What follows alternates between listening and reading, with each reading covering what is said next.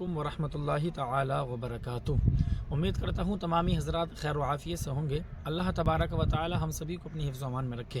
جی ہاں دوستو، یہ چہرے پر دانے داغ دھبے ہونا یہ کس چیز کی علامت ہے؟ 99% لوگوں کو اس بات کا پتہ نہیں ہے، اور اکثر لوگ اس معاملے سے بڑا پریشان رہتے ہیں۔ ان کے چہرے پر دانے اور داغ دھبے زیادہ تر ہو جاتے ہیں۔ تو میرے بھائیوں، اس ویڈیو میں ہم جانیں گے کہ چہرے پر دانہ داغ دھبے ہونا یہ کس چیز کی علامت ہے۔ تو ویڈیو کو پورا سن کر کے جانا ہے، مکمل حقیقت، مکمل تفسیر، مکمل جانکاری کے ساتھ اس ویڈیو میں آپ سنیں کہ چہرے پر دانہ داغ دھبے ہونا یہ کس چیز کی علامت ہے۔ بغیر کسی دیری کیے ہوئے آؤ جانتے ہیں پوری حقیقت۔ بدکاری کیا چیز ہے؟ اللہ اللہ فرمایا گیا، بدی کرنے والے، بدکاری کرنے والوں کی نسلوں تک اس کی نحوست باقی رہتی ہے۔ میں اپنے جوانوں سے کہنا چاہتا ہوں، آج گندی فلموں کی وجہ سے، گندی پکچروں کی وجہ سے، گندے مناظر کی وجہ سے، عشقیہ اور فسقیہ جو وہ ڈراموں کی وجہ سے حالات یہاں تک پہنچ رہے ہیں کہ چھوٹی چھوٹی بچیاں، چھوٹے چھوٹے بچے ابھی جو جوانی کی دہلیز پر قدم رکھ رہے ہیں وہ بھی زنا اور بدکاری کی طرف بڑھ رہے ہیں۔ 16 سال کی عمر کیا ہوتی ہے؟ 15 سال کی عمر کیا ہوتی ہے؟ 17 سال کی عمر کیا ہوتی ہے؟ افسوس، اللہ اکبر، جب ہم یہ اخباروں میں سنتے ہیں یا مقامی چینلوں پر ہمیں یہ دیکھنے کو ملتا ہے کہ مالیگاؤں جیسے گنبد و مینار کے شہر میں 16-17 سال کے لڑکے اور لڑکیاں بدکاری کے راستے پہ پکڑے جا رہے ہیں تو خون کے آنسو رونے کو جی چاہتا ہے۔ یہ نہیں جانتے یہ کس گڈھے میں جا رہے ہیں، یہ نہیں جانتے یہ کس دلدل میں پھنس رہے ہیں۔ میں اپنی قوم کے ان ننھے نونہالوں سے کہنا چاہتا ہوں جو ابھی جوانی کی دہلیز پر قدم رکھ رہے ہیں، سن لو، یہ پھول مسکرانے سے پہلے مرجھا جائے گا، یہ کلی کھلنے سے پہلے مرجھا جائے گی۔ جوانی بہت خوبصورت سرمایہ ہے، جوانی بہت حسین سرمایہ ہے، اس کی طرف نہ جاؤ۔ اللہ اکبر، یہ وہ چیز ہے، ایک زنا نے حضرت موسیٰ کے 70,000 لوگوں کو ایک لمحے میں موت کے گھاٹ اتار دیا۔ زنا وہ ہے، اللہ کے سچے رسول صادق و مصدوق مصطفیٰ کریم صلی اللہ علیہ وآلہ وسلم ارشاد فرماتے ہیں، جب بھی کوئی مرد یا عورت زنا کرتے ہیں، بدکاری کرتے ہیں، 3 مصیبتیں انہیں دنیا میں آتی ہیں اور 3 مصیبتیں انہیں آخرت میں آئے گی۔ اس طرح وہ 6 مصیبتوں میں گرفتار ہوں گے۔ یہ آخرت کا ذکر ہے۔ سب سے پہلی مصیبت جو دنیا کی ہے، اللہ چہرے سے خوبصورتی اٹھا لے گا، اللہ چہرے سے حسن اٹھا لے گا۔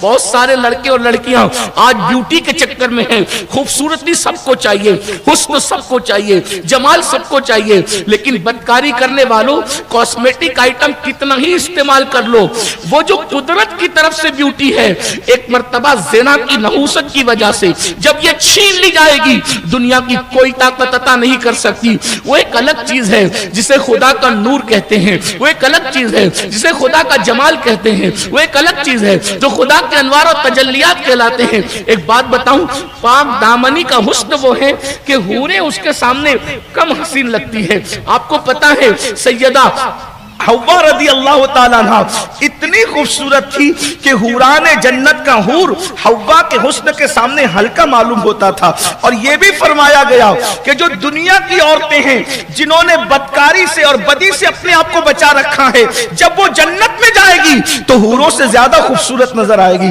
اس لیے کہ ان کے پاس وہ حسن اللہ عطا کرے گا، تقوی کا حسن، پرہیزگاری کا حسن، گناہوں سے بچنے پر ان کو جو انعام عطا کیا جائے گا۔ اور ظاہر سی بات ہے، اللہ اکبر، جو بدکاری کریں گے انہیں جنت ملے گی ہی نہیں، کیونکہ اللہ نے جنت کے دروازوں پہ یہ لکھ رکھا ہے کہ ہم نے بدکاری کرنے والوں کے لیے جنت کی خوشبو کو بھی حرام کر دیا ہے۔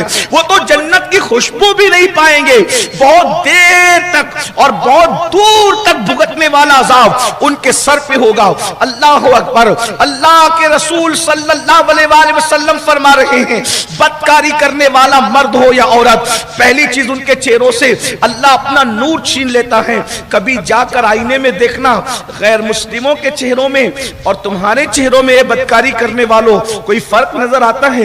کتنی محنت کرتے ہو، مہنگا سے مہنگا کاسمیٹک آئٹم آپ استعمال کرو، کوئی استعمال کرو، 2-4 گھنٹے سے زیادہ اس کا اثر نہیں رہتا، منہ دھلا اور اثر ختم ہو گیا۔ لیکن اللہ اکبر، جن کے دلوں میں اللہ کی خشیت ہے، جن کے دلوں میں اللہ کا خوف ہے، جن کا دامن پاک ہے، وہ زمین پر بھی چمکتے ہیں، وہ جنازوں میں بھی چمکتے ہیں اور قیامت میں بھی اللہ ان کے چہروں کو چاند کی طرح روشن فرمائے گا، منور فرمائے گا۔ اس لیے یاد رکھو یہ دنیا ہے۔ اور پھر اس کے بعد دوسری چیز میرے آقا فرماتے ہیں، پہلی مصیبت بدکاری کرنے والوں کے لیے ہے کہ اللہ ان کے چہرے سے نور اور حسن اٹھاتا ہے، دوسری چیز کہ اللہ ان کی روزی کو تنگ کر دیتا ہے، اللہ ان کی روزی کو گھٹا دیتا ہے۔ آج دولت کے نشے میں، آج مال کے نشے میں یہ لڑکے اور لڑکیاں جوانی کے نشے میں بدکاری کی طرف بڑھ رہے ہیں۔ غریب کر دیے جاؤ گے، مفلس کر دیے جاؤ گے، غربت مسلط کر دی جائے گی۔ اور تیسری چیز فرمایا اللہ ان کو ذلیل کرے گا، رسوا کرے گا۔ جس کو خدا ذلیل کرے اسے دنیا کی کوئی طاقت عزت نہیں دے سکتی۔ میرے پیارے جوانوں، میری پیاری بچیوں، تم سیدہ فاطمہ الزہرا کی کنیز ہو، تم سیدہ خدیجہ الکبریٰ کی کنیز ہو، تم سیدہ عائشہ صدیقہ کی کنیز ہو۔ ان کی زندگیاں تو دیکھو، اللہ اکبر۔ مگر یہاں سرپرستوں کو میں کہنا چاہتا ہوں، دراصل آج سرپرست بہت ماڈرن بن رہے ہیں، بڑے روشن خیال بن رہے ہیں۔ لعنت ہے اس روشن خیالی پر، وہ روشن خیالی نہیں ہے بلکہ یہ تو انتہائی ڈارک فکر ہے، یہ تو بدترین فکر ہے کہ کوئی اپنی بیٹی کو آوارہ گردی کرنے کی اجازت دے دے، آپ بے پردگی کی اجازت دے دے۔ اللہ اکبر۔ یہ جو کیس روزانہ سننے میں آتے ہیں، وہ فلاں کی بچی کے ساتھ ایسا ہو گیا، اس کے ساتھ چھڑکھانی ہو گئی، وہ بھاگ کر کے چلی گئی، اس پہ ماں باپ خون کے آنسو روتے ہیں۔ ظالموں، تم نے حالات ایسے کیوں پیدا کیے کہ تمہاری بچی پہ کوئی ہاتھ ڈالے؟ میں پوچھنا چاہتا ہوں، آپ مجھے بتائیں، جب آپ قربانی کا بچڑا اکیلا گلی میں پھرنے نہیں دیتے، توجہ فرمائے، جب تم 50,000 کا قربانی کا بچڑا گلی میں اکیلے پھرنے نہیں دیتے تو بیٹی کو اکیلے اسکول کیسے جانے دیتے ہو؟ تم بیٹی کو مدرسہ اکیلے کیسے جانے دیتے ہو؟ اس کا مطلب تمہاری فکر میں اتنی گندگی آ گئی ہے کہ 50,000 کا بچڑا اکیلا نہیں چھوڑو گے، اور تم جو ہے اپنی بیٹیوں کو اکیلے چھوڑ رہے ہو۔ خدا کی عزت کی قسم، ایک مومن بیٹی کی عزت کو اللہ کے رسول نے کعبے سے بلند فرمایا۔ جس کی عزت کعبۃ اللہ سے بلند ہو، پھر وہ بیٹیاں اکیلے کیوں بازار جا رہی ہیں؟ وہ بیٹیاں اکیلے اسکول کیسے جا رہی ہے؟ وہ بیٹیاں اکیلے کالج کیسے جا رہی ہے؟ اگر تمہیں پڑھانا ہی ہے تو باپ کو قربانی دینی پڑے گی، بھائی کو قربانی دینی پڑے گی۔ آبرو بچانا ہے تو کالج کے زینے تک ہمیں پہنچانا ہوگا، اور کالج کے زینے سے اپنی بچی کو اٹھانا ہوگا۔ لوگ کہتے ہیں نہیں مجھے اپنی بیٹی پہ بہت بھروسہ ہے۔ بھائی بیٹی پہ بھروسہ ہے، ظالم ماحول پہ بھی تمہیں بھروسہ ہے؟